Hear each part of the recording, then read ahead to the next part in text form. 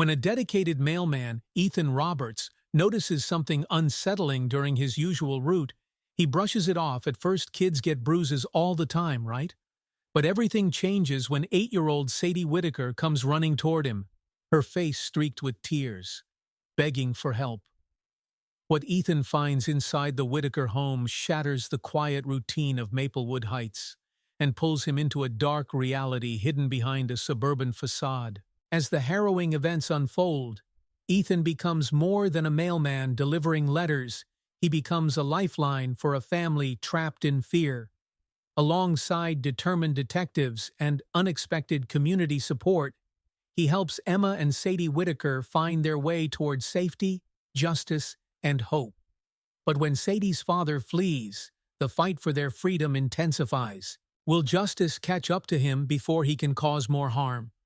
And how far will compassion and courage take someone who simply chose to care when no one else did? Ethan Roberts gripped the steering wheel tighter as his mail van rumbled along Maplewood Drive. The clock on the dashboard read 9:46 a.m. He was late, a rare occurrence that gnawed at his nerves. A traffic accident had blocked the main road, throwing his route off schedule. Ethan prided himself on punctuality. His job was simple, yet meaningful, a chance to be part of people's everyday lives. He had delivered mail in Maplewood Heights for nearly 6 years. He knew every house, every fence, every garden. The neighborhood was picture-perfect, with neatly trimmed hedges, flower beds in bloom, and porches decorated with welcome signs and hanging plants. It was the kind of place people moved to for peace and security. Yet Ethan knew better than most that not all homes were as warm inside as they appeared from the street. As he pulled up to the Whitaker house, something caught his eye. Sadie Whitaker was sitting on the front steps, her small frame hunched over, arms wrapped around her knees. She was only 8, usually full of energy and curiosity, always chasing her dog or pedaling her bike up and down the cul-de-sac. But today, her light seemed dimmed. Ethan stepped out of the van, slinging his mailbag over his shoulder. "Morning, Sadie," he called, trying to sound cheerful. "How are you doing?" Sadie flinched as if she had not noticed his arrival. She looked up slowly. Her blue eyes were wide and distant, her cheeks pale. "Hi, Mr. Ethan," she said softly. Her voice was barely more than a whisper. Ethan approached the steps and crouched down to her level. "Do I have a letter for you today?" he asked with a smile, holding out a stack of envelopes and a magazine. Sadie shook her head. "No," she murmured, "just Mom's magazine." She reached out to take the mail, and that was when Ethan noticed the faint bruises on her forearm, bluish marks shaped like fingerprints. His smile faltered for a split second. He felt an instinctive urge to ask more but caught himself. "You okay, Sadie?" he asked gently. "You seem a little quiet today." Sadie clutched the magazine tightly and gave a quick nod. "I'm fine," she replied, though her voice was brittle. "I'm just waiting for Mom." Ethan hesitated, watching as she turned and slipped inside the house. The door closed softly behind her. He stood there for a moment, staring at the front door. The Whitaker house looked like something out of a home decor magazine. White shutters, fresh paint, and a flower bed full of hydrangeas. But there was something unsettling about how quiet it seemed. The windows were closed, the curtains drawn. With a sigh, Ethan returned to his van. As he started the engine, his mind churned. He wanted to believe it was nothing, that kids got bruises all the time from playing too rough. But the way Sadie looked at him, as if she wanted to say something but could not, stayed with him. "Focus, Ethan," he muttered to himself as he drove away. But the image of Sadie's pale face and the bruises on her arm haunted him. The rest of his deliveries felt like a blur. He smiled and exchanged greetings with familiar faces.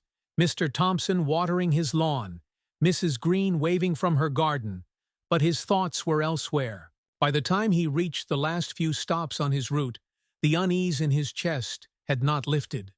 He was about to turn down the final street when he heard the rapid thump of footsteps behind him. "Mr. Ethan!" The sound of Sadie's voice, sharp and desperate, made him whirl around.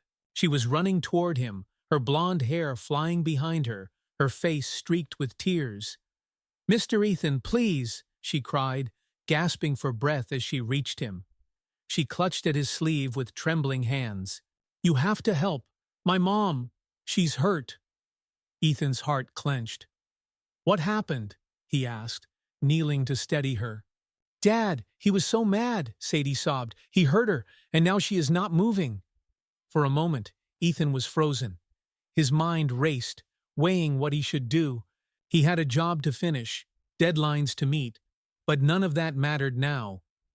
Sadie's terrified eyes cut through any hesitation. "Okay," he said firmly. "Take me to your house." Sadie nodded and grabbed his hand. Together they ran down the sidewalk toward the Whitaker house. Ethan braced himself for what he might find. As they neared the front yard, the sound of something heavy crashing inside the house made Ethan stop. Yelling followed angry, muffled shouts. Then, the front door flew open. Hank Whitaker stormed out, his face flushed with rage. He was tall, broad-shouldered, and intimidating. He yanked open the car door and jumped in, slamming it shut. The tires screeched as he sped away, leaving a trail of dust in his wake. Sadie squeezed Ethan's hand. "He's gone," she whispered, her voice trembling with both fear and relief. Ethan took a steadying breath and looked at the house. The front door was still ajar, the inside cloaked in shadow. He knew what he had to do. "Stay close," he said as they stepped inside. The living room was a scene of chaos, overturned furniture, broken picture frames, and the sharp, bitter smell of alcohol. In the center of the room lay Emma Whitaker. Her blonde hair was matted with blood, her face bruised and swollen. "Mom!" Sadie screamed and rushed toward her mother's still form. Ethan grabbed his phone, his fingers trembling as he dialed 911. "There's been an assault," he told the dispatcher, his voice steady despite the storm of emotions raging inside him. "The victim is unconscious. Please send help." The operator's calm voice was reassuring, but Ethan's focus was on Sadie, who knelt by her mother's side, clutching her hand. In the distance, the faint wail of sirens began to rise. "It's going to be okay," Ethan said softly, though his heart felt like it might break. The sirens grew louder, cutting through the stillness of the street. Ethan knelt beside Sadie as the flashing lights of the ambulance and patrol car illuminated the quiet neighborhood. The first responders moved quickly, their calm efficiency stark against the chaos in the Whitaker home. "Step back, please," one of the paramedics said as she knelt beside Emma Whitaker. Sadie clung to Ethan's arm, her small body trembling as she watched the paramedics check her mother's pulse and gently lift her onto a stretcher. "She's going to be okay," Ethan whispered, keeping his arm steady around Sadie's shoulders. Sadie nodded, though her face remained pale. Her stuffed bear dangled from her hand, forgotten in the overwhelming rush of fear. A police officer stepped forward, a middle-aged man with kind but serious eyes. He crouched down to Sadie's level, offering a small, reassuring smile. "Hi, Sadie," he said gently. "I'm Officer Daniels. Can you tell me what happened?" Sadie hesitated, pressing her face into Ethan's side. "It's okay," Ethan said softly. "I'm right here." Sadie took a shuddering breath. "Dad was really mad," she whispered. "Mom told him to leave, but he wouldn't. He started yelling, and then he hit her." Her voice cracked, but she pressed on. "She told me to run and get help." Officer Daniels nodded, his expression grave. "You did the right thing, Sadie." He turned to Ethan. "Are you the one who called 911? Ethan nodded. "I'm the mailman," he explained. "Sadie found me on my route." Daniels stood, motioning to the other officers who were securing the scene. "We'll handle it from here. Do you know where Hank Whitaker might be headed?" Ethan shook his head. "He drove off fast, but I didn't see which direction." Daniel's jaw tightened. "We'll put out an alert. He won't get far." The paramedics began wheeling Emma out to the ambulance. Sadie let out a small, panicked cry. I want to go with her. One of the paramedics, a woman with a calm voice, knelt beside Sadie. We'll take good care of your mom, I promise, she said gently. But you can't ride with us just yet. Sadie looked up at Ethan, her eyes filled with pleading. Please come with me, she whispered. Ethan's heart twisted. He had a job to finish, rules to follow, but none of that mattered now. I'll go with you, he said without hesitation. You're not alone. Sadie's lip quivered, and she reached for his hand as they walked to his mail van. A police officer waved them toward his car. I'll follow the ambulance, the officer said. You can ride with me. Ethan nodded and guided Sadie into the back seat. The squad car pulled away, its sirens off but its lights still flashing. Ethan kept a steady grip on Sadie's hand as the hospital loomed ahead. The waiting room was cold and quiet, its white walls and harsh fluorescent lights making it feel more sterile than welcoming. Sadie sat in one of the plastic chairs, her legs swinging nervously as she stared at the hallway where they had wheeled her mother away. Ethan sat beside her, unsure of what to say. What words could comfort an 8-year-old whose world had just shattered? A nurse approached with a clipboard in hand. Are you family? She asked gently. Ethan shook his head. No, he replied, glancing at Sadie, but I'm staying with her until someone comes. The nurse smiled kindly. That's good of you. She crouched in front of Sadie. Your mom is with the doctors now. They're taking care of her. Sadie nodded, but didn't speak. She hugged her stuffed bear tighter. The nurse handed Ethan a form. If you know any contact information for family members, it would help. I think Sadie's grandparents live a few towns away, Ethan said, remembering bits of conversation from his deliveries. But I don't have their number. The nurse nodded. That's okay. We'll try to get in touch. Minutes stretched into what felt like hours. Ethan could feel the weight of Sadie's fear pressing down on them both. He wanted to distract her, to give her some semblance of comfort. Sadie, he said softly, do you want to talk about your favorite books? You told me once you liked adventure stories. Sadie blinked, as though trying to remember. I used to read with Mom, she whispered. We'd sit on the couch and pretend we were explorers. Her voice cracked again. She said we'd go on a real adventure one day, just the two of us. Ethan swallowed the lump in his throat. He could see the longing in her eyes, the desperate hope that her mother would wake up and make that promise come true. A doctor in a white coat appeared at the end of the hall, walking toward them with a calm but serious expression. Are you here for Emma Whitaker? He asked. Ethan stood and nodded, helping Sadie to her feet. The doctor crouched to Sadie's level. Your mom is stable, he said. She has some serious injuries, but she's strong. She'll need to stay here for a while to heal, but she's going to be okay. Sadie's tears came quickly, a mixture of relief and exhaustion. Ethan crouched beside her, placing a hand on her shoulder. Did you hear that? He said softly. Your mom's going to be okay. Sadie nodded, wiping her eyes with the back of her hand. Can I see her? Not yet, the doctor said gently. She's resting now, but you'll be able to see her soon. Sadie clutched Ethan's hand again. Despite everything, her grip felt a little stronger. As they sat back down, the heaviness in the room began to lift, just slightly. The long road to healing had begun, and though the path ahead would be difficult, they would not face it alone. Ethan glanced at Sadie, who leaned against his arm, eyes half closed from exhaustion. You're brave, he whispered, and we're going to get through this. Sadie nodded without opening her eyes, and for the first time that day, Ethan felt a flicker of hope. The soft hum of fluorescent lights filled the hospital hallway as Ethan sat with Sadie, who had finally fallen asleep, her head resting on his arm. He barely moved, afraid to wake her. Her stuffed bear was still clutched tightly in her small hands. Despite the calm, Ethan's mind churned. He couldn't stop replaying the events of the morning, the broken furniture, the fear in Sadie's eyes, and Emma's still form on the floor. The sliding doors at the entrance opened, and a police officer stepped into the waiting room. Ethan recognized him as Officer Daniels, the same officer who had been at the scene earlier. Daniels scanned the room and made his way over to Ethan. "Mr. Roberts?" Daniels asked, keeping his voice low. Ethan carefully shifted his arm so Sadie wouldn't wake up and stood. "Yes?" Daniels nodded toward the hallway. "Can we talk for a minute?" Ethan glanced at Sadie, who was still fast asleep. "Yeah." They stepped just outside the waiting room, near a vending machine.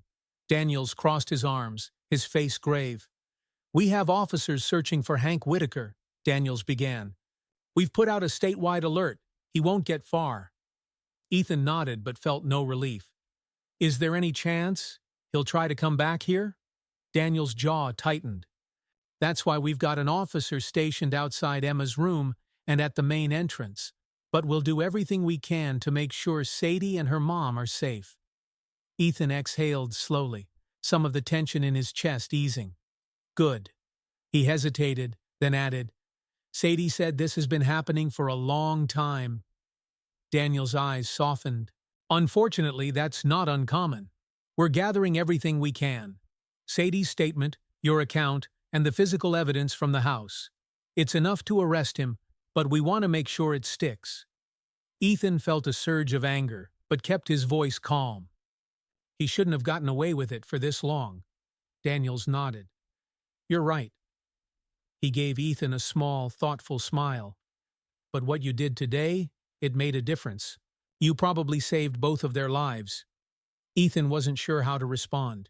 He didn't feel like a hero. He just knew he couldn't have walked away. A nurse appeared at the waiting room door, signaling Ethan over.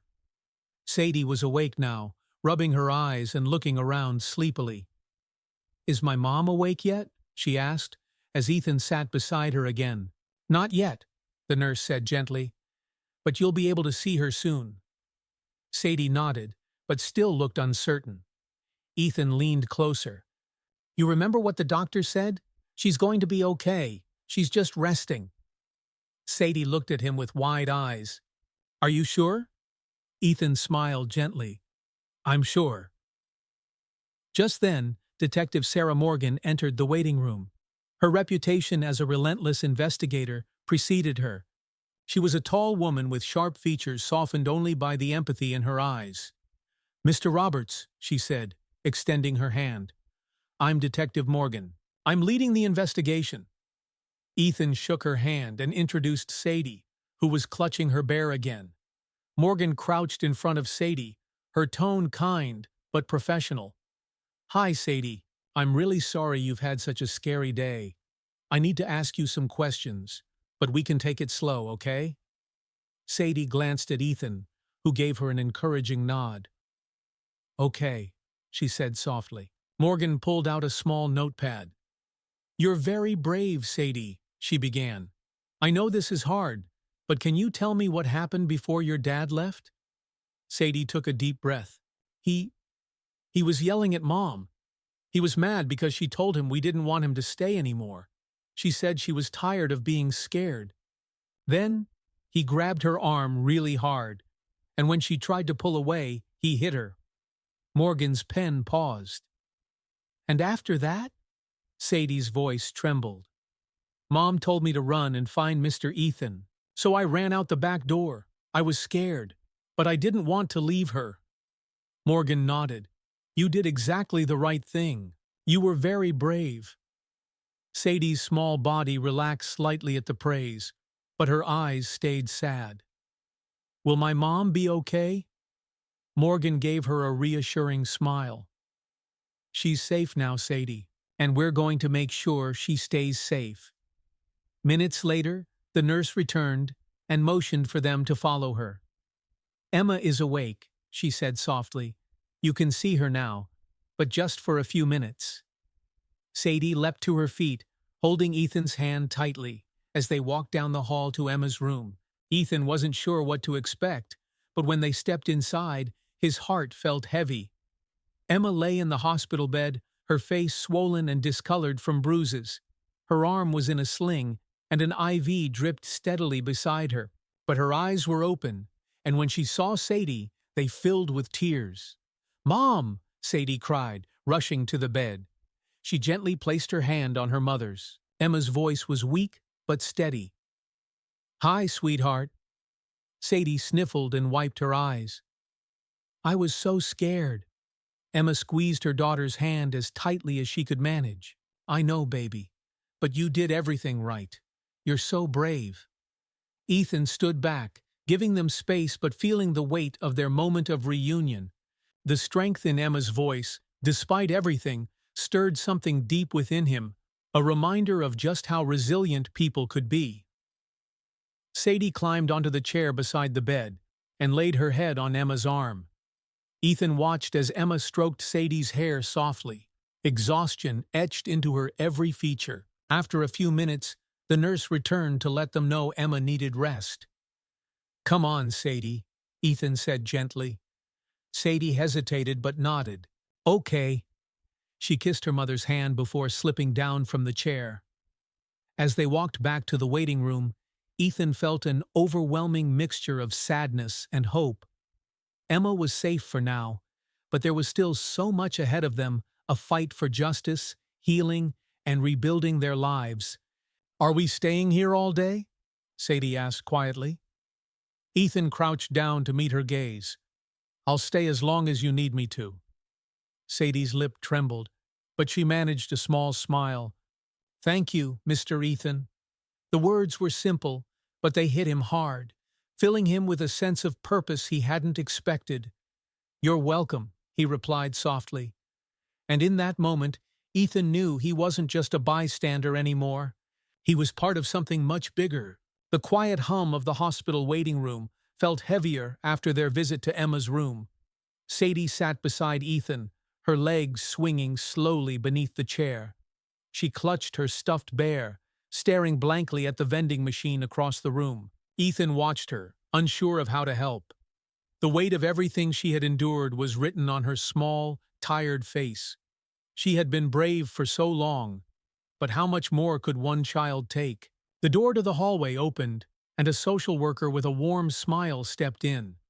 She was in her mid-40s, with kind eyes and a calming presence. She walked toward them and knelt so that she was at Sadie's level.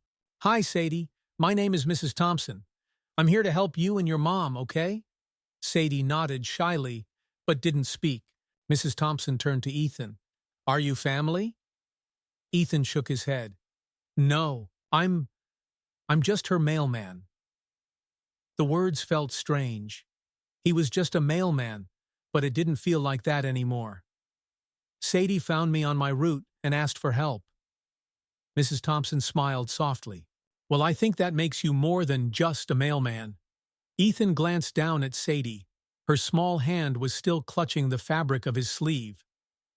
"I'm staying with her until someone else gets here." Mrs. Thompson nodded. "Her grandparents are on their way. It might take them a few hours." She paused, studying Ethan with a thoughtful expression. "It's good that she has someone with her right now." Ethan felt a strange mixture of relief and sadness. Relief that Sadie's grandparents were coming, and sadness that, for now, he was the only steady presence in her world. Time dragged on as they waited. Sadie stayed quiet, occasionally looking toward the hallway where her mom was resting. The waiting room slowly emptied as patients were called back, leaving an eerie stillness behind. To break the silence, Ethan leaned forward. "Do you want anything from the vending machine?" he asked gently. Sadie shook her head. "No, thank you." Ethan thought for a moment and stood. "Well, I think I'm going to get something. Let's see what looks good." He walked over to the vending machine, making a show of studying each row as if it were a big decision. Chips? Candy? Cookies?" He glanced over his shoulder. "What do you think?" Sadie blinked, then hesitated before speaking. "Cookies, maybe?" Ethan nodded, punching in the code for a pack of chocolate chip cookies. The bag dropped with a satisfying clunk. He returned and held the cookies out to her. Sadie hesitated before taking them. "Thanks." Ethan sat back down, pulling a small joke from his memory to ease the tension. Do you know why the cookie went to the hospital? Sadie looked at him curiously and shook her head. Because it felt crummy. Sadie blinked, then a small giggle escaped her lips. It was soft and fleeting, but it was there a brief glimpse of the little girl she was beneath all the fear. Ethan smiled. That's better. Sadie opened the pack of cookies and offered one to Ethan. He took it, and they sat in comfortable silence, sharing cookies as the afternoon sunlight streamed through the waiting room windows. The sound of footsteps made Ethan look up. An older couple had entered the waiting room, their expressions anxious and worried. Sadie's face lit up as she recognized them. "Grandma, Grandpa," she cried, running into their open arms. Her grandparents knelt, wrapping her in a tight hug. Her grandmother's eyes shimmered with tears as she kissed Sadie's hair. "Oh, sweetheart, we got here as fast as we could." Sadie clung to them, her relief evident in the way her small shoulders relaxed. Ethan watched the reunion, his heart warm but also heavy. This was the family Sadie needed, the people who would love her and make her feel safe. Mrs. Thompson approached the grandparents, explaining the situation quietly. Ethan stayed back, not wanting to interrupt their moment. Sadie's grandfather finally looked over at him and stood, extending his hand. "You must be Mr. Roberts," he said. His voice was deep but kind. "Sadie told us how you helped her. Thank you." Ethan shook his hand, feeling the gratitude in the older man's grip. "I just did what anyone should do."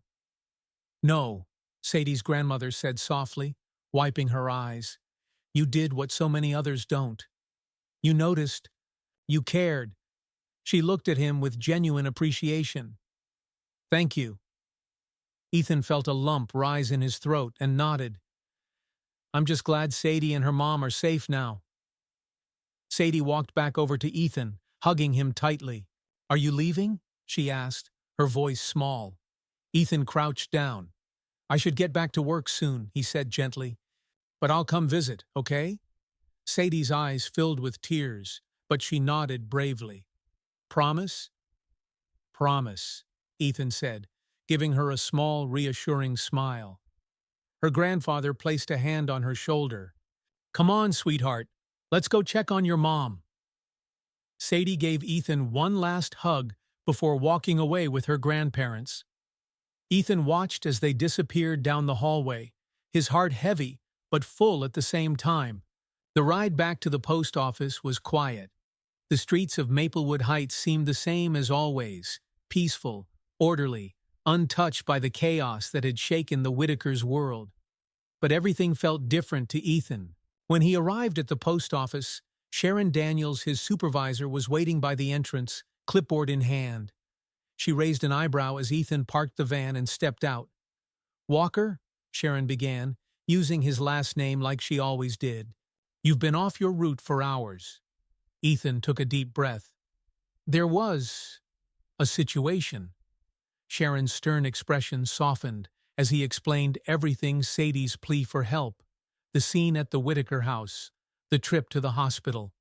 He kept his tone even, though the memories felt raw. When he finished, Sharon nodded, her clipboard held loosely at her side. "You did the right thing," she said. "You'll probably have to give an official statement later, but good work." She hesitated, then added, "Take the rest of the day off if you need to." Ethan blinked, surprised. "Thanks, Sharon." As he walked back to his car, he felt the exhaustion settle in his bones. But beneath that weariness, there was a quiet sense of peace. For Sadie and her mom, today had marked the beginning of a long road to healing. And for Ethan, it had been a reminder of the quiet power of kindness, the kind of kindness that could change a life. The next morning, the town of Maplewood Heights was unusually quiet. Word of the incident at the Whitaker home had spread, carried by whispers on front porches and cautious glances exchanged across driveways.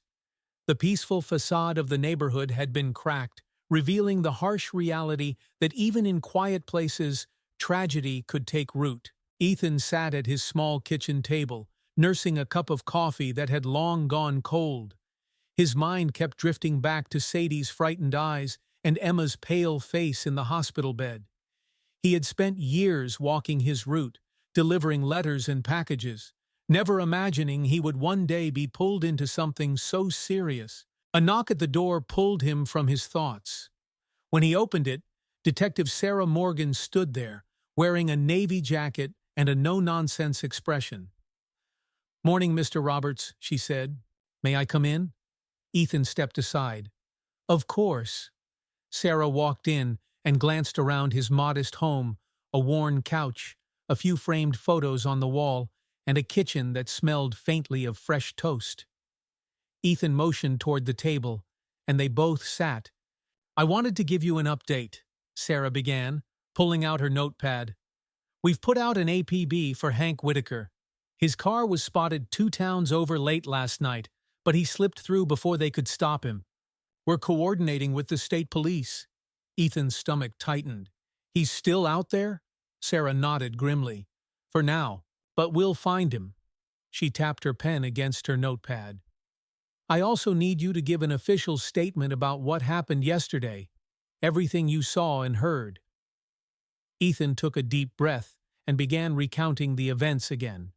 He described how Sadie had run to him, the scene in the Whitaker home, and how Hank had stormed out, filled with rage. He spoke slowly, choosing his words carefully, wanting to make sure he got everything right. When he finished, Sarah studied him for a moment. "Thank you, Mr. Roberts. Your account matches Sadie's statement perfectly." She paused, then added, "Most people would have hesitated or assumed it wasn't their place to get involved, but you acted. That little girl needed someone, and you were there." Ethan shifted in his seat. "I just did what felt right. I couldn't walk away." Sarah's gaze softened. Not everyone would have. Later that morning, Ethan decided to take a walk through the neighborhood to clear his head. He passed familiar houses, waving at a few neighbors who greeted him with concerned nods. As he rounded the corner onto Maple Street, he noticed something that made him pause. The Whitaker house was still, the curtains drawn tight, but in the front yard, a small group of neighbors had gathered. An older woman from down the street was trimming back the overgrown hedges, and another neighbor was stacking some loose stones along the edge of the flower bed. Mrs. Green, the retired schoolteacher who lived 2 doors down, spotted Ethan and waved him over. She was holding a casserole dish wrapped in foil. "Morning, Ethan," she said. "I heard about what happened." Ethan nodded. "Yeah, it's been a lot." Mrs. Green's face softened. "Poor Sadie and Emma. I had no idea what they were going through. None of us did." She gestured to the small group behind her. "We wanted to do something to help, even if it's just making sure their house doesn't feel broken when they come home." Ethan felt a lump rise in his throat. It was such a small act tidying the yard, fixing the flower beds, but it carried so much meaning. "Thank you," Ethan said quietly. Mrs. Green placed a hand on his arm. "You started this," she said, "by listening, by caring. You reminded us that we need to look out for each other." Ethan swallowed hard, nodding. He stayed for a while, helping trim the bushes and sweep the front walkway. The neighbors worked in quiet companionship, united by an unspoken understanding that sometimes kindness was the only way to mend what had been broken. By the afternoon, Ethan found himself back at the hospital.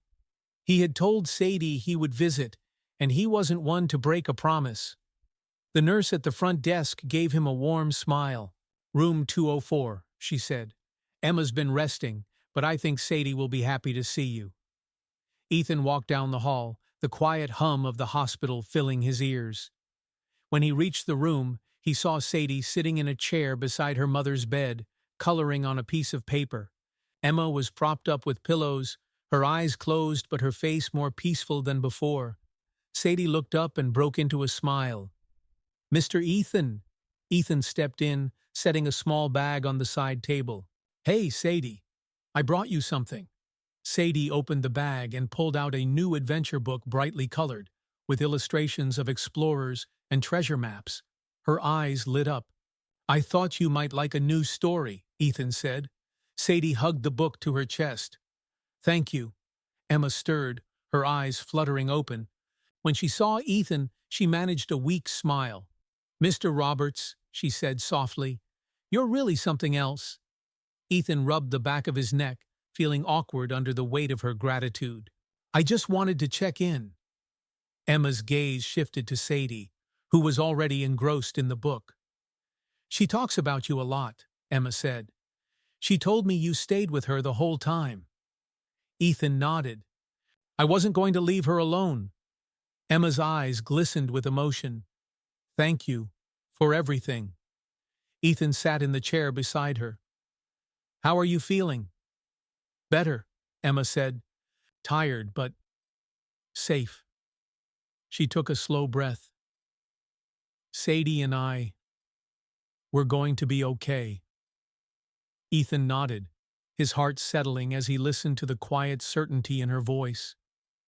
He could see it, the flicker of strength returning to her. "You're both stronger than you know," Ethan said quietly. Sadie looked up from her book and smiled at her mother. For the first time in a long time, the room felt warm, a small but steady reminder that even after the darkest moments, healing could begin. Miles away from Maplewood Heights, the hum of tires against the highway was the only sound inside Hank Whitaker's battered red sedan. The radio was off, and the silence inside the car was thick with tension. His knuckles were white as he gripped the steering wheel, his pulse racing with a mix of anger and fear. The midday sun glared against the windshield, and beads of sweat slid down his face, but he didn't bother wiping them away. He had heard the sirens as he sped away from his house. He had seen the flashing lights in the rearview mirror, growing distant as he pushed the gas pedal to the floor. He knew they were after him, but he wasn't ready to be caught. Not yet. His mind raced as he replayed the events of the last 24 hours. Emma's voice rang in his head, defiant, unafraid for the first time in years. She had told him to leave, told him they were done living in fear. The thought of it made his jaw tighten with rage. "She never understood," he muttered to himself. He spotted a small gas station off the highway and pulled into the lot, the gravel crunching under his tires. He needed fuel, both for the car and for himself. His head was pounding, and his stomach churned from hunger and the fading buzz of last night's alcohol. The gas station was nearly empty. The only other car parked outside belonged to the attendant, a gray-haired man in his late 50s, with sharp eyes and a slow, deliberate way of moving. Hank avoided eye contact as he stepped inside, heading straight for the cooler. He grabbed a bottle of water and a pack of peanuts before approaching the counter. "Fill her up?" the attendant asked, his voice neutral but observant. "Yeah," Hank muttered, sliding a few crumpled bills across the counter. "And a pack of cigarettes." The attendant rang up the purchase, but something about Hank's restless energy made his instincts flare. He noticed the dents in the sedan's front bumper and the way Hank's eyes darted nervously around the store. Then, the description from the police bulletin clicked in his mind. Red sedan. Dented front bumper. Mid-30s. Possibly dangerous. The attendant stayed calm, though his heart began to race. He handed Hank the cigarettes with steady hands. "Sure thing." As soon as Hank stepped outside to pump the gas, the attendant reached for the phone under the counter and dialed the number from the alert. "This is Tom Hargrove, at the Highway 47 Gas and Go," he whispered urgently. "That guy you're looking for? He's here." Detective Sarah Morgan was at the precinct when the call came in. The officer on duty sprang from his desk and called out, "We've got a location. He's at a gas station off Highway 47. Sarah grabbed her radio and barked orders into it as she headed for her car. "All units converge on Highway 47. Approach with caution, suspect is likely armed." The police cruiser roared to life as Sarah sped out of the precinct parking lot, her sirens cutting through the midday heat. Other patrol cars fell in line behind her as they raced toward the gas station. Hank finished pumping the gas and slid back into his car. As he adjusted the rearview mirror, He noticed something red and blue lights in the distance, flashing brighter as they grew closer. His stomach twisted. "Damn it!" he hissed, slamming the door shut. He yanked the gear shift into drive and pulled onto the highway with a screech of tires. The patrol cars followed, their sirens wailing. The pursuit was on. Sarah's voice came over the police radio. "Maintain distance. We need him alive."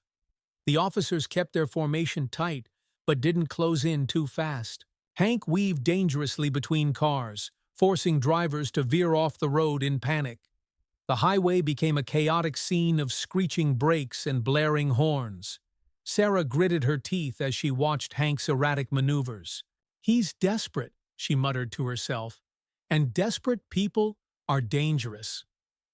Up ahead, another unit had set up spike strips across the road, a last resort to end the chase before anyone else got hurt. Sarah's radio crackled. "Spike strips in place. Suspect approaching."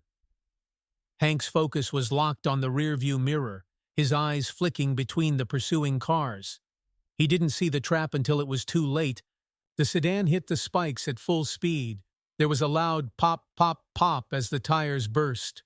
The car swerved violently, skidding across the lanes before spinning out and coming to a smoky stop on the shoulder. Hank stumbled out, his hands raised in the air. His face was flushed, and his breath came in ragged gasps.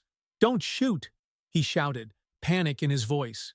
"I didn't do anything!" Officers surrounded him, their weapons drawn but steady. "Step away from the vehicle and get on the ground," one of them commanded. Hank hesitated, his eyes darting between the officers, weighing his options. But there was no escape. Slowly, he dropped to his knees. "You've got it all wrong," he muttered as they cuffed him. "I didn't hurt anyone. Emma, she's crazy. She made it all up." The officers exchanged grim looks as they hauled him to his feet. His protests continued all the way to the patrol car, growing louder and more desperate. Sarah pulled up just as they were loading Hank into the back seat. She stepped out of her car and walked over, her expression unreadable. Hank's eyes narrowed when he saw her. "You're making a mistake," he spat. Sarah leaned down, her voice cold and steady. "The only mistake was thinking you could run." Hank's face twisted with anger, but he said nothing. The door slammed shut, silencing him at last. Sarah took a deep breath and turned to the officers. "Good work, everyone." Back in Maplewood Heights, the news of Hank's capture spread quickly. Ethan was at home when his phone buzzed with a text from Officer Daniels. "They got him." Ethan exhaled, feeling a wave of relief wash over him. For the first time in days, the weight in his chest eased. Sadie and Emma were safe. He closed his eyes, his mind filled with the image of Sadie's small hand clutching her mother's. The road ahead would still be difficult, but at least one part of their nightmare was over. The Maplewood courthouse was packed. Word of Hank Whitaker's arrest had spread fast, and the trial had drawn the attention of nearly every resident in town. Some came out of curiosity, others to show support for Emma and Sadie. The quiet suburb's darkest secret was now laid bare, and the idyllic neighborhood felt changed by it.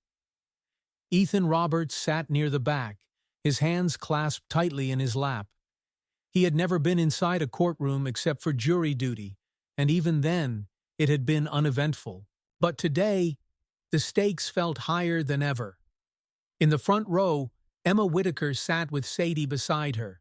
Emma's arm was still in a sling, and there were faint bruises on her face, though the swelling had gone down. Sadie clung to her mother's good hand, her stuffed bear tucked under her arm. Despite the quiet bravery in her eyes, she looked small and fragile in the grand room. The prosecutor, Angela Carter, rose from her seat and approached the jury. She was sharp-eyed, poised, and known for her no-nonsense approach to justice. "Ladies and gentlemen of the jury," she began, her voice clear and steady.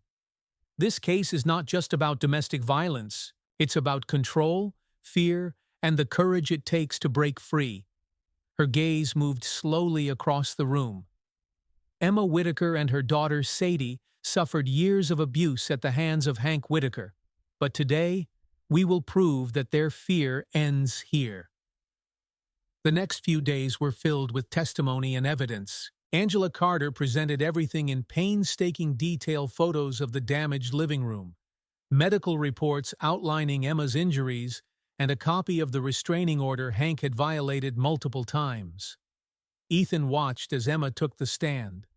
The courtroom grew silent as she adjusted the microphone and looked out over the crowded room. Her voice was steady, but filled with pain, as she recounted the years of escalating abuse. "I stayed because I thought things would get better," Emma said, her eyes flickering to Sadie, who sat quietly with her grandparents now. "But when I saw the fear in my daughter's eyes, I knew I couldn't let her grow up thinking this was normal. That's when I decided to leave." She paused, her voice thick with emotion. "That's when he became dangerous." Angela nodded and stepped closer. "Can you describe what happened the day you were attacked?" Emma took a breath. "I told him to leave. I told him we weren't afraid anymore. That's when he grabbed me and hit me." Her eyes welled with tears, but she didn't let them fall. "I told Sadie to run." The jury listened intently, some exchanging glances filled with sympathy. Next, Sadie took the stand, her stuffed bear tucked tightly in her arms. Ethan felt his heart twist as she climbed into the witness chair, her feet barely reaching the edge of the seat. Angela knelt beside her, speaking softly. "Sadie, can you tell the court what happened that day?" Sadie nodded, her voice trembling but clear. "He was yelling, really loud. Mom told him to go away, but he wouldn't. Then he hit her." Her lip quivered, but she pressed on. "Mom told me to run, so I ran to find Mr. Ethan." Angela smiled gently. "You were very brave, Sadie." Sadie clutched her bear tighter. "I was scared, but I didn't want him to hurt her anymore." The courtroom was silent, except for the faint hum of the ceiling fan. Even the most stoic jurors seemed visibly moved by Sadie's quiet testimony. Ethan's turn to testify came toward the end of the week. When Angela called his name, he felt every pair of eyes turn toward him. His palms were damp as he made his way to the witness stand. The oath felt heavy as he raised his hand, promising to tell the truth. Angela stood in front of him, her expression encouraging but focused. "Please state your name and occupation for the record." "Ethan Roberts," he said. "I'm a mail carrier." Angela nodded. "Can you tell the court what happened the day Sadie asked you for help?" Ethan took a steadying breath. "I was finishing my route when Sadie ran up to me. She was crying and saying her mom was hurt. I knew something was wrong. So I went to their house and found Emma on the floor. She wasn't moving, and the room was a mess." Angela's tone was calm but precise. "What made you decide to intervene?" Ethan glanced toward Emma and Sadie before answering. "I couldn't walk away," he said simply. "Sadie was terrified, and I knew they needed help." The defense attorney rose for cross-examination, his tone sharp as he approached the stand. "Mr. Roberts," he began, "you're a mail carrier, not a social worker or law enforcement officer. Would you say you're qualified to assess a domestic dispute?" Ethan met his gaze evenly. "No," he replied. "But I know what I saw, and I know when someone needs help." The attorney raised an eyebrow. "Isn't it possible you misinterpreted what you saw? That you let your emotions cloud your judgment?" Ethan's jaw tightened. "No," he said firmly. "I didn't misinterpret anything." The attorney pressed further, but Ethan remained calm, refusing to be shaken. The truth was clear, and the more the attorney tried to twist it, the weaker the defense seemed. The final blow came when Hank took the stand. He tried to paint himself as a misunderstood father, claiming that Emma had fabricated the abuse to keep him from Sadie. But when Angela cross-examined him, his temper flared. "You violated the restraining order multiple times," she said, her voice sharp but controlled. "Why?" Hank's face twisted. "She kept me from my daughter. I was just trying to see her." Angela's gaze was unwavering. By hurting her? Hank slammed his hand against the table, and the room gasped. The judge's gavel struck down. Order in the court! Angela stepped back, her point made. The jury deliberated for nearly a day. When they returned, the room fell silent. The foreman stood, clearing his throat. We, the jury, find the defendant, Hank Whitaker, guilty on all counts. A quiet ripple spread through the courtroom. Emma closed her eyes, a tear slipping down her cheek as she held Sadie close. For the first time in years, she felt safe. Ethan sat back, letting out a breath he hadn't realized he was holding. The fight was over. Justice had been served. As they left the courthouse, Sadie ran to Ethan and hugged him tightly. "Thank you, Mr. Ethan," she whispered. He knelt and hugged her back. "You're welcome, Sadie." The sun was warm on their faces as they stepped outside, a reminder that, despite everything, there was still light. The courtroom emptied slowly as reporters gathered outside, their cameras poised to capture the aftermath of the trial that had shaken the quiet suburb of Maplewood Heights. Inside, Emma Whitaker remained seated, holding Sadie close while her parents stood protectively nearby. The weight of the verdict was sinking in. Hank was going to prison, and they were finally free. Ethan Roberts lingered near the back of the room, unsure whether to stay or go. He watched as Emma wiped a tear from her cheek and whispered something to Sadie, who nodded and clung to her mother's arm. The soft, emotional moment felt private, yet it was also a victory, one that Ethan had been a part of. Detective Sarah Morgan approached Emma and placed a gentle hand on her shoulder. "You did it," she said quietly. "You were strong enough to stand up and be heard." Emma looked up at her, tired but resolute. "We wouldn't be here without all of you," she replied, her voice steady. Her eyes found Ethan in the back of the room. "Especially him." Sarah nodded and glanced at Ethan with a small smile. Before stepping aside, Emma motioned for him to come closer. Ethan hesitated for a moment, then walked toward them. Sadie smiled when she saw him and ran to his side, wrapping her arms around his waist. "We're really free now, right?" Sadie asked, her voice muffled against his shirt. Ethan knelt down so he was eye level with her. "Yeah," he said softly. "You're free, Sadie. You and your mom don't have to be scared anymore." Emma reached out, resting her hand on Sadie's shoulder. "It's over," she added gently. "We're safe now." Sadie nodded, her eyes glistening with tears, but this time they were tears of relief. The Whitakers decided to leave the courthouse through a side exit to avoid the crowd of reporters. Ethan walked with them, staying close as they moved through the quieter hallway. Outside, the air was crisp with the promise of fall, and the leaves rustled gently in the breeze. Ethan followed Emma and her parents to their car, unsure if he should say goodbye or offer something more. Emma turned to him, her expression thoughtful. "We're heading back to the hospital to pick up the rest of Sadie's things," she explained. "And after that, we're going home."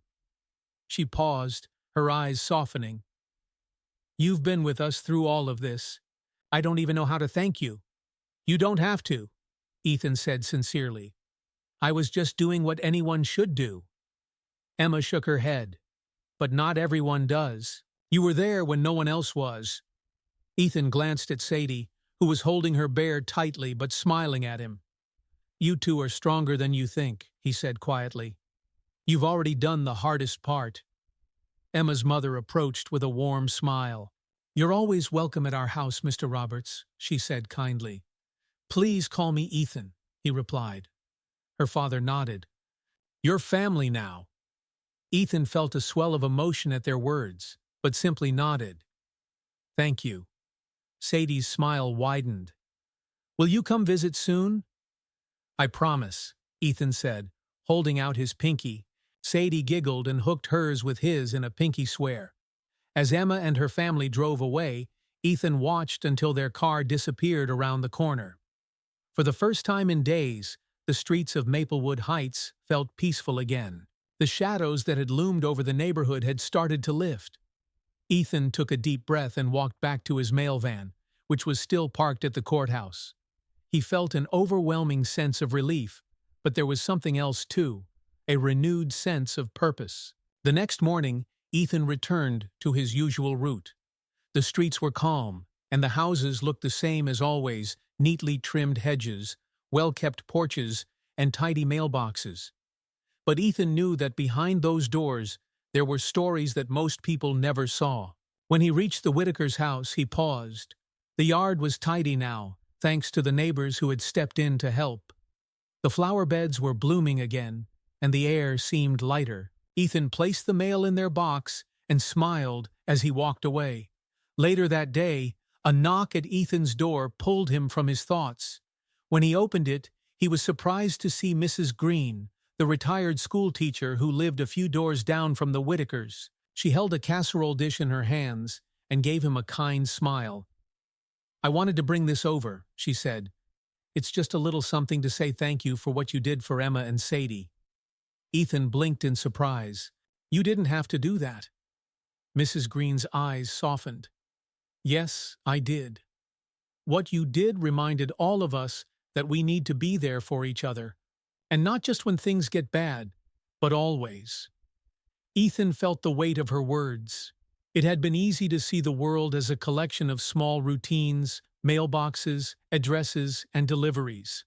But now, he saw the connections between people, the quiet moments that made a difference. "Thank you," he said as he accepted the dish. "That means a lot." Mrs. Green nodded and patted his arm gently. "Take care, Ethan."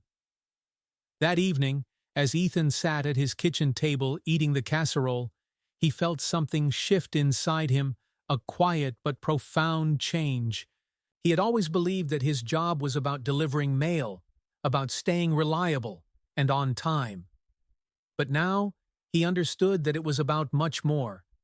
It was about noticing the people behind the doors, and sometimes, noticing was enough to save someone. A few days after the trial, Ethan pulled his mail van into the familiar street lined with maple trees, just beginning to turn gold. He slowed as he reached the Whitakers' house, or what had once been their house. The "For Sale" sign swayed gently in the breeze. The porch was empty, and the curtains were open, letting in the late morning light.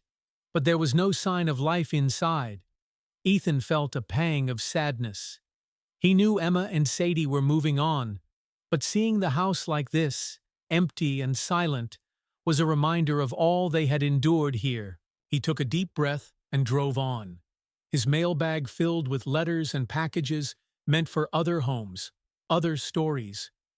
When he reached the last house on his route, his phone buzzed with a message. It was from Emma. "We've moved in. I thought Sadie would like it if you came by." Attached was an address a few miles away, closer to the edge of town. Ethan smiled as he texted back, "Be there soon." The new house was a small but cheerful bungalow with a wraparound porch and a yard shaded by an old oak tree. A few potted plants decorated the steps, and a wind chime tinkled softly in the breeze. It felt warm, alive. Sadie was on the porch when he arrived, her face lighting up as she spotted him. She ran down the steps and threw her arms around him. "Mr. Ethan," she squealed. Ethan chuckled, kneeling to hug her back.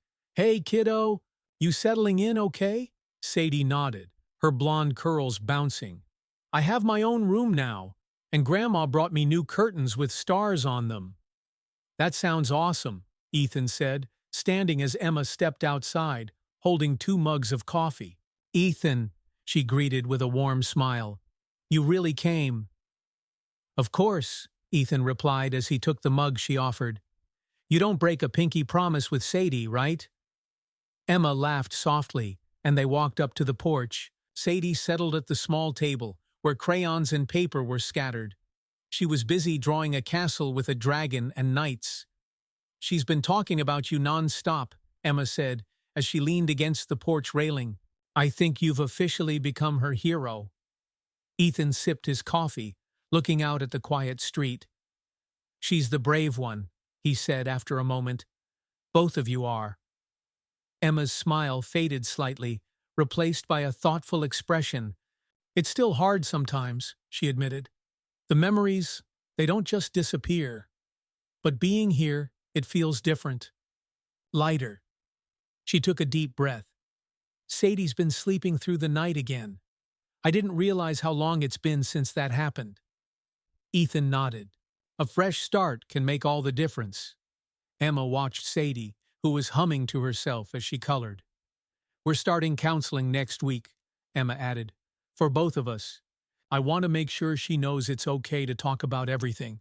And I need to learn how to let it go. Ethan met her gaze. You're doing the right thing. You've already come so far. Emma's eyes softened. Because people like you reminded us that we're not alone. She hesitated before continuing. When I was in that courtroom, I kept thinking about how many times I could have asked for help, but didn't. But when Sadie ran to you, you didn't even hesitate. That moment changed everything. Ethan felt a familiar lump in his throat. He wasn't used to this kind of open gratitude. I was just in the right place at the right time, he said quietly. Emma shook her head. No, you chose to act. And that's something I'll never forget. The afternoon passed comfortably as they sat on the porch, talking and watching Sadie's imagination unfold on the paper in front of her. Occasionally, the wind chime would tinkle as the breeze passed, a soothing sound that added to the peace surrounding the house. Eventually, Sadie walked over and held up her drawing proudly. Look, this is you! Ethan laughed as he studied the picture. She had drawn him as a knight in shining armor, holding a shield shaped like an envelope. A small girl in a purple dress stood beside him, waving a flag with a smiling sun. Wow, Ethan said, impressed. I've never looked so cool, Sadie giggled. You're our knight. Emma leaned over to admire the drawing. Her smile was soft but genuine. She's right, she said. Ethan folded the picture carefully and tucked it into his mailbag. I'm keeping this forever, he said with a wink. Sadie beamed with pride. As the sun dipped lower in the sky, Emma walked Ethan to his van. Sadie trailed behind, still chattering about her new room and her plans to build a fort in the backyard. Thanks for coming, Emma said as they reached the driveway. Ethan nodded. Anytime. You know where to find me. Sadie tugged on his sleeve. Can we go on an adventure next time? Like the ones in the books? Ethan crouched down to her level. I think that can be arranged, he said with a grin. But I have one rule for adventures: lots of snacks. Sadie giggled and gave him one last hug. Deal. Ethan ruffled her hair before climbing into his van. Take care of each other, he said as he started the engine. Emma smiled and waved. We will. As he pulled away, Ethan glanced in the rearview mirror and saw them standing on the porch, framed by the golden light of the setting sun. The house wasn't just a building, it was a home, filled with the kind of warmth that couldn't be shaken by the shadows of the past. The drive back to town felt lighter somehow. Ethan thought about all the stops along his route, all the doors and windows that hid stories he might never know. But he also knew that sometimes one act of kindness could ripple outward and change lives. He reached into his mailbag and pulled out Sadie's drawing, smiling as he traced the lines with his thumb. Knight in shining armor, he murmured to himself, shaking his head. Not quite, but maybe in some small way he had been. As the wind carried the last notes of the day's breeze through his open window, Ethan drove on, feeling hopeful for what lay ahead for Emma, for Sadie, and for himself. The morning sun cast a golden glow over the streets of Maplewood Heights as Ethan Roberts began his route. The neighborhood was peaceful, filled with the familiar sounds of sprinklers ticking, dogs barking in the distance, and birds calling from the trees. But today, it felt different. Ethan's mailbag felt lighter, not because of the weight of the letters, but because of the weight lifted from his heart. He stopped at each house, greeting neighbors and waving to children playing in their yards. For the first time in what felt like weeks, there was no lingering tension in his chest. The Whitakers' story had reached a turning point, But Ethan knew it was more than just their victory. It was a reminder that compassion could change the course of a life. As Ethan approached the Whitakers' new home, he smiled when he saw Sadie waiting on the porch again, bouncing on the balls of her feet. "Mr. Ethan!" she shouted, waving excitedly. Ethan parked his van and stepped out, waving back. Sadie ran down the steps, practically skipping with joy. She held a folded piece of paper in her hand. "I made another picture for you," she said, beaming as she handed it to him. Ethan unfolded the paper to reveal a drawing of a small house with a big, bright sun above it. In front of the house stood a familiar figure holding a mailbag, with Sadie and Emma waving beside him. The words, "Our New Adventure," were written in Sadie's careful handwriting. Ethan felt his throat tighten as he looked at the drawing. "This is perfect, Sadie. I'm going to hang it on my fridge." Sadie giggled. "You have to put it where everyone can see it." "I promise," Ethan said, smiling. Emma stepped outside, her face relaxed and free of the strain that had weighed her down before. She held 2 mugs of coffee and handed one to Ethan as they sat on the porch steps. "How's the new place?" Ethan asked, taking a sip. Emma glanced around at the yard, the swing Sadie's grandfather had set up under the oak tree, and the potted flowers lining the porch. "It feels like home," she said softly. "For the first time in a long time, it really feels like home." Ethan nodded. "You deserve that." Emma watched Sadie as she started drawing again at the porch table, humming to herself. "She's been smiling more, laughing. And at night, when I check on her, she's sleeping peacefully. No more nightmares." Ethan felt a quiet warmth settle in his chest. "She's incredible," he said. "And so are you." Emma smiled, but didn't say anything for a moment. Then she looked at Ethan. "I've been thinking about what you said back at the hospital, that sometimes it's the little things that make the biggest difference." Ethan nodded. "You're right," she continued. "But what you did for us wasn't small. You reminded me that there are people out there who care enough to notice, and that's everything." Ethan looked down at his coffee, feeling the weight of her words.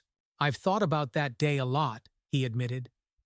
"I keep wondering if I could have done more, or if I should have noticed sooner." Emma shook her head firmly. "You did exactly what we needed when it mattered most. You gave us a chance to start over. I'll never be able to thank you enough for that." Ethan exhaled slowly and gave her a small smile. "Well," he said, his voice lightening, "you can start by letting me beat Sadie at a game of checkers sometime." Emma laughed softly. "Good luck with that. She's ruthless." As the afternoon stretched on, neighbors stopped by to welcome Emma and Sadie to the community. Mrs. Green arrived with a basket of muffins, and the couple from across the street dropped off a housewarming plant.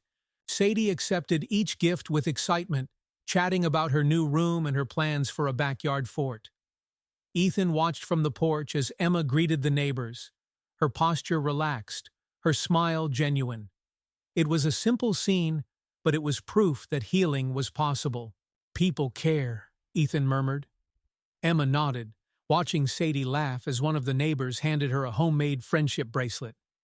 "They just need a reason to show it," she said. By the time the sun began to dip toward the horizon, the gathering had quieted and the yard was peaceful again. Ethan stood, brushing off his jeans.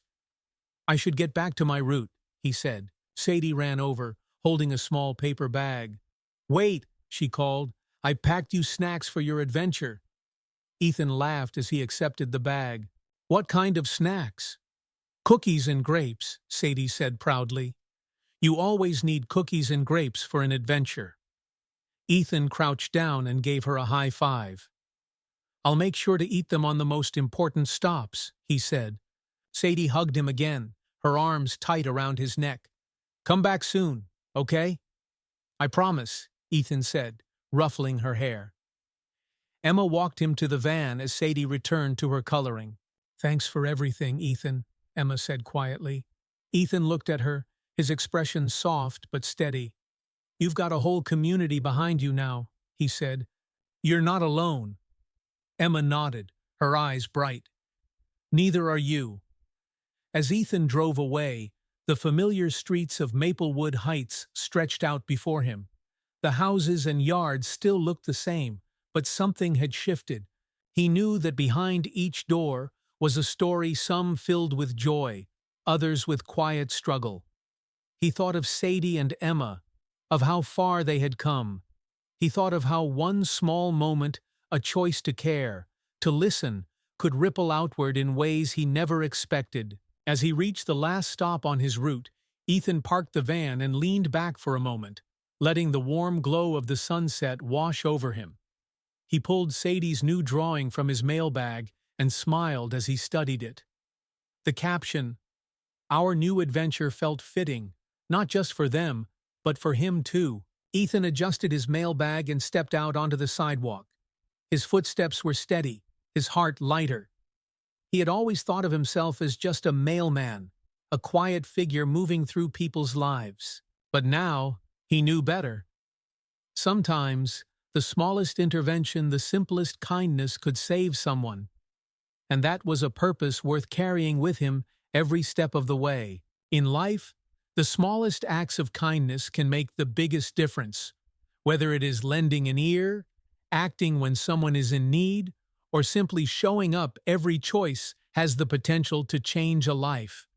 Just like Ethan's decision to listen and help gave Sadie and Emma the strength to rebuild, you too can be someone's quiet hero. If this story inspired you, remember that resilience, hope, and kindness ripple outward in ways we may never see.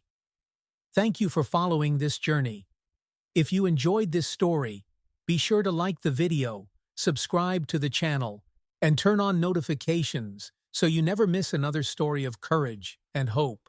Together, let us continue spreading empathy and making a positive difference, one story at a time. Thank you for watching.